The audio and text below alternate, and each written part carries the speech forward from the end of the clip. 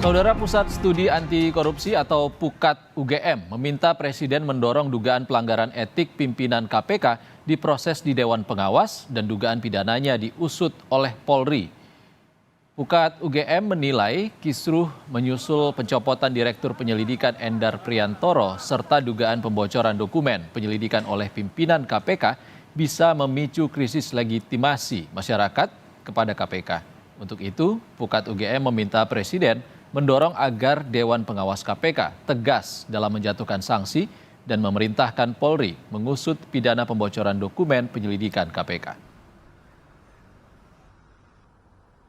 Adapun soal ada pihak yang mengatakan Presiden harus turun tangan, ya menurut saya Presiden cukup menyampaikan imbauan agar dugaan pelanggaran etik bisa diproses oleh Dewan Pengawas secara profesional, begitu juga dugaan pelanggaran pidananya dapat diproses oleh institusi kepolisian secara profesional. Selebihnya Presiden belum perlu masuk, kenapa? Karena KPK adalah lembaga negara yang bersifat independen.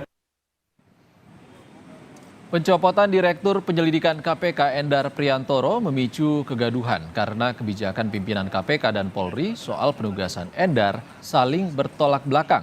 Brigjen Endar yang diberhentikan dari KPK melaporkan Ketua dan Sekjen KPK ke Dewan Pengawas atas dugaan pelanggaran etik. Selain ancaman etik lewat jalur Dewas KPK, Ketua KPK Firly Bahuri terancam pidana setelah dilaporkan terkait dugaan pembocoran dokumen penyelidikan.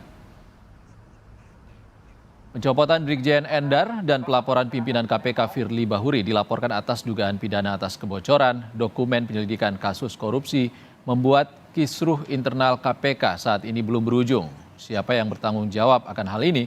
Apakah ini akan mengganggu kinerja KPK dalam pemberantasan korupsi? Kita kupas bersama Ray Rangkuti, Direktur Eksekutif Lingkar Madani dan mantan Ketua KPK periode 2011-2015, Abraham Samad. Selamat sore, Bapak-Bapak. Sore, Bung. Sore, salam sehat, Bang Ray. Pak Samad. Kita ke Pak Samad dulu ya, Bang Ray. Pak Samad, Firly Bahuri, Ketua KPK didesak mundur oleh ex-pimpinan KPK. Dan laporan ke Polda Metro Jaya akan dilayangkan. Apa sudah?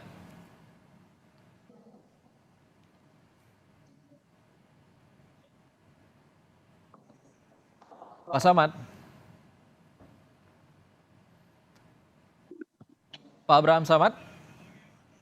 Oke, halo. Sepertinya komunikasi kita. Pak Samad? Anda bisa dengar suara saya?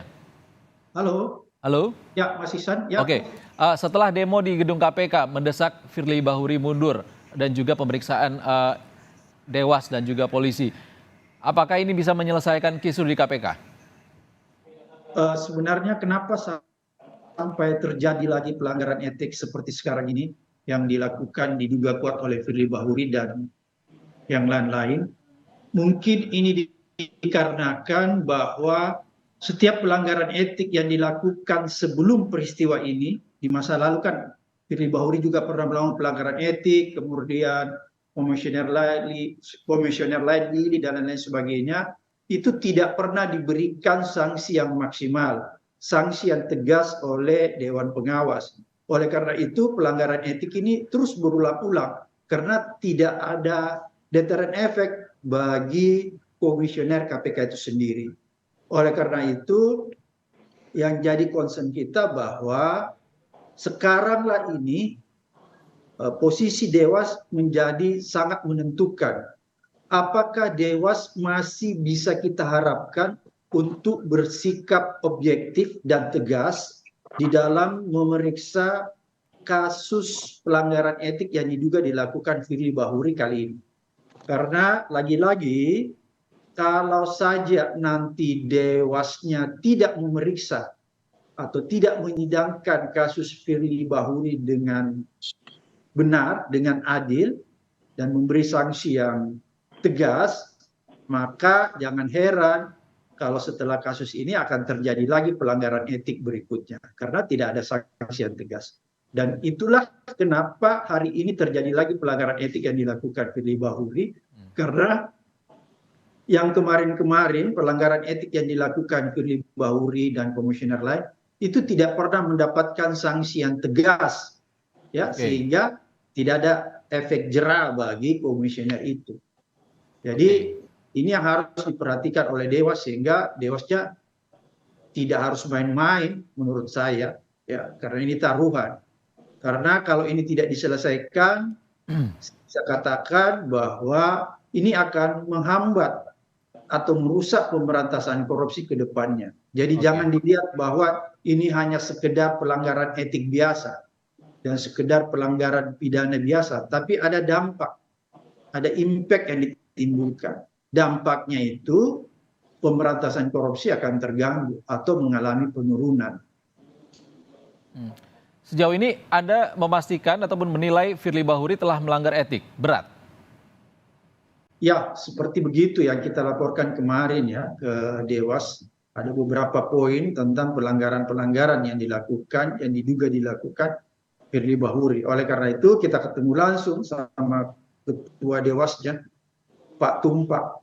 Tapi lagi-lagi dari diskusi itu yang saya tangkap ada keraguan-raguan dari Dewas itu sendiri mengenai kewenangan dia untuk memeriksa. Oleh karena itu menurut saya sebenarnya Dewas ini kalau punya keberanian yang cukup kuat tidak perlu ada keraguan-raguan sebenarnya. Cuman ya itu lagi, ini menjadi taruhan apakah Dewas yang ada sekarang ini benar-benar Dewas yang bisa kita harapkan atau sekedar Dewas yang menjadi pelengkap penderita aja.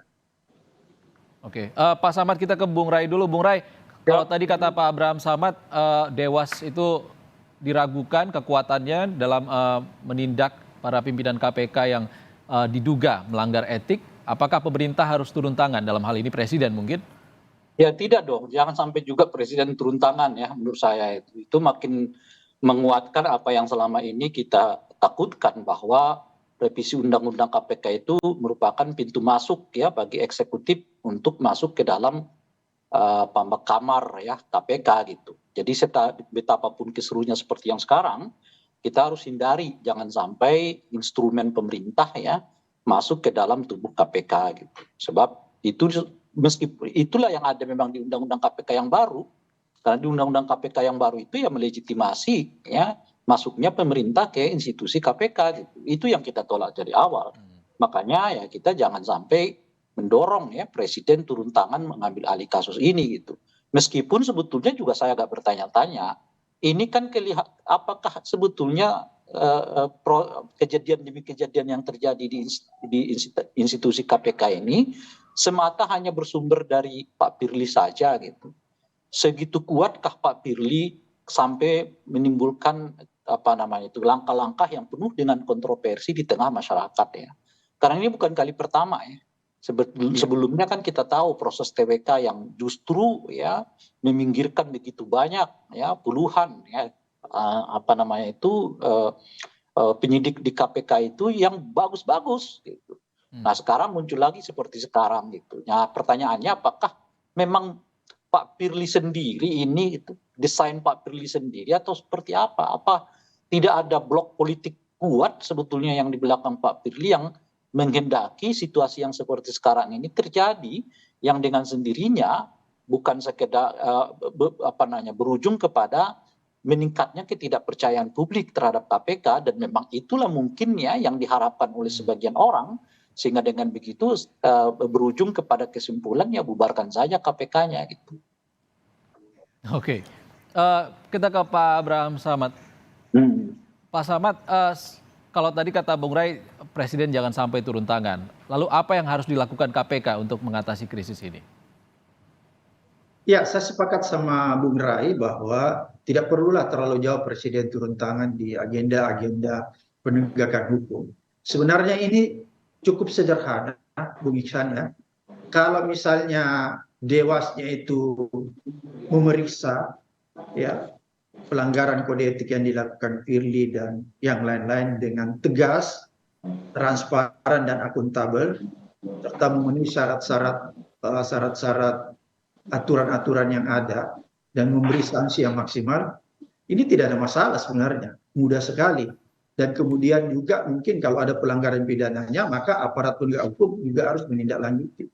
Sekarang yang jadi problem, karena Dewasnya tidak bekerja maksimal. Kan seperti tadi yang saya katakan, kenapa kasus pelanggaran etik di komisioner KPK ini berulang-ulang? Kan kemarin ada pelanggaran yang sudah dilakukan Firly berkaitan dengan pelanggaran etik menggunakan helikopter. Kemudian ada pelanggaran etik yang dilakukan oleh komisioner Lili. Bahkan pelanggaran itu bukan sekedar pelanggaran etik yang dilakukan Lili, dia menerima gratifikasi loh, fasilitas ketika menonton apa itu MotoGP. Formula. Itu lihat saja sanksinya. Kan tiba-tiba tidak ada sanksi yang tegas. Lili diminta keluar saja, mengundurkan diri dan selesai, keluar dari KPK dan tidak ada masalah. Padahal di situ ada pelanggaran pidana. Karena lagi-lagi Dewas tidak memberikan sanksi atau hukuman yang setimpal dengan perbuatan yang bersangkutan. Harusnya kan Dewas punya posisi, ya, punya posisi apa yang diambil Dewas. Misalnya kalau pelanggaran etiknya berat, ya dia harus bisa misalnya memberhentikan dan lain sebagainya. Tapi itu tidak pernah diambil Dewas. Makanya pelanggaran etik di KPK berulang-ulang karena tidak ada sanksi yang membuat orang bisa jerah melakukan pelanggaran-pelanggaran etik. Lagi-lagi kalau Ini Bung, Oke. ini Bung ya, sebetulnya sudah kita ingatkan saya dari awal ketika ide pembentukan Dewas ini dibuat di dalam revisi Undang-Undang KPK. Kita udah ingatkan, kita akan lihat nanti ke depan, kita bilang, alih-alih Dewas itu akan menyelesaikan problem-problem pelanggaran etik di lingkaran KPK, yang ada itu justru mereka berpeluang melindunginya gitu. Dan itulah yang kita lihat sekarang ini memang. Karena ini bukan khas di KPK ya menurut saya. Di DPR, MKD-nya umumnya justru ya kalau terlalu bombastis baru mereka proses. Kalau nggak bombastis amat ya kecenderungannya adalah membiarkan atau bahkan melindungi pelaku. Begitu-begitu di KPU dan seterusnya gitu. Jadi institusi etik itu kalau dia sudah dibakukan umumnya justru melindungi institusi itu. Jadi bukan justru membongkar etik yang diduga dilanggar oleh orang-orang di institusi, tapi yang ada justru adalah defense ya, mempertahankan markah dan marwah institusi itu jangan sampai orang lain melakukan katakanlah serangan terhadapnya. Dan itu yang kita alami di KPK sekarang. Ya, bukan membongkarnya, tapi yang terjadi adalah melindungi, ya, kesannya melindungi. Ya, jadi betul itu Bu Rai. Jadi bahwa kehadiran Dewas ini kan menimbulkan problem tambahan menurut saya. Karena seolah-olah menjustifikasi ya. Oleh karena itu kita sudah sampai pada posisi kalau misalnya memang Dewas tidak mampu, mending secara gentleman menyatakan mengundurkan diri saja. Dan itu kita sudah sampaikan ke Pak Tumpak langsung waktu ketemu, kita minta Pak Tumpak, kalau Anda tidak mampu, Anda tidak berani. Bukan tidak mampu loh, saya lihat mereka mampu. Yang saya lihat Dewas itu sebenarnya mampu, tapi tidak berani. Kenapa Jadi tidak Dewas berani itu kira-kira loyo.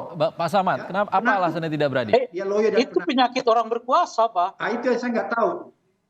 Menurut saya bisa jadi Pak penyakit Samad, orang itu penyakit berkuasa. orang berkuasa. Kalau ia Takut berkuasa kehilangan dikasih jabatan 5 tahun, Ya. taringnya ya bisa hilang gitu. Nah itu yang kita lihat dari Dewas tokoh-tokoh itu. Benar Mas Rangkuti. Jadi Dewas ini kenapa dia takut? Dia takut kehilangan jabatan, dia takut kehilangan fasilitas. Ya, sehingga dia tidak berani melakukan sesuatu. Oleh karena itu dia justru menimbulkan masalah baru sebenarnya. Kenapa jadi gaduh sekarang?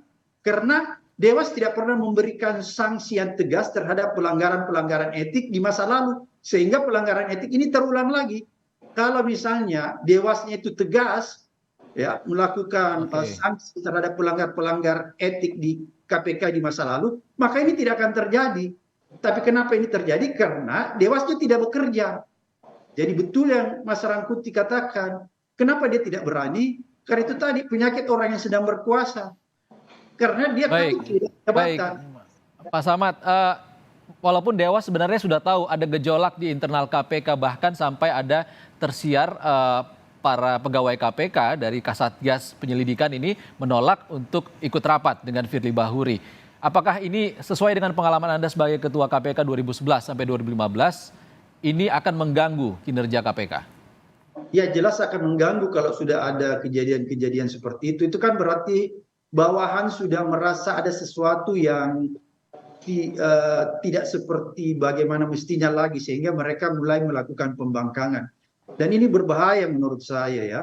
Oleh karena itu harusnya ini yang dilihat oleh Dewas, bahwa mereka tidak boleh lagi main-main dengan melihat kasus ini bahwa hanya sekedar pelanggaran etik biasa, tapi ada gejolak yang bisa berdampak, yaitu kinerja para penyidik itu menjadi tidak maksimal karena adanya penolakan-penolakan itu. Oleh karena itu menurut saya yang menjadi inti sebenarnya sekarang, Dewas mau tidak, bukan mau tidak ya, berani tidak dia memberikan sanksi ya kepada orang komisioner yang ada di KPK. Karena selama ini kita lihat, ini fakta bukan asumsi, bahwa selama ini Dewas tidak pernah memberikan sanksi yang maksimal. Dan itu fakta, sehingga kasus pelanggaran etik ini berulang-ulang terus karena tidak adanya keberanian dari Dewas mengambil satu keputusan. Oke, Pak Samad, kita ke Bang Ray dulu, Bang Ray. Yuk. Ya. Siap. Bung Ray, saat ini kan juga mempengaruhi kepercayaan selain juga kinerja KPK, tapi juga kepercayaan publik terhadap KPK. Bagaimana KPK ini untuk meraih lagi kepercayaan publik? Yang paling saya khawatirkan itu kalau kemudian KPK dijadikan alat politik, Bung. Tensinya ya kalau kita lihat kasus-kasus terakhir ini, ya misalnya yang terjadi yang mengakibatkan kisruh antara Pak Endar dengan unsur pimpinan KPK, ya, yang ini menyebut ada dugaan pemaksaan kasus tertentu untuk ditetapkan statusnya sebagai tindak pidana korupsi ataupun suap. Gitu. Itu artinya kan mulai masuk nih unsur politik ke dalam pengambilan kebijakan di institusi KPK. Kalau udah masuk begini.